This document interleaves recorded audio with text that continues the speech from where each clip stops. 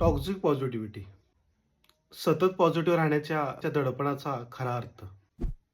आजकाल सगळीकडे एकच गोष्ट ऐकायला मिळते, ऑल्वेज बी पॉझिटिव्ह. सॅड व्हायचं नाही, रडायचं नाही, कमजोर दिसायचं नाही. पण खरं ट्रुथ वेगळंच आहे. सतत पॉझिटिव्ह राहणं हेच टॉक्सिक पॉझिटिव्हिटी आहे. कारण फिलिंग्स दाबून ठेवणं म्हणजे आतून स्वतःला तोडणं. जर तुम्ही दुःखी आहात तर दुःख दाखवा. जर तुम्हाला रडायचं आहे तर रडून घ्या. निगेटिव्ह इमोशन्स एक्सेप्ट करा.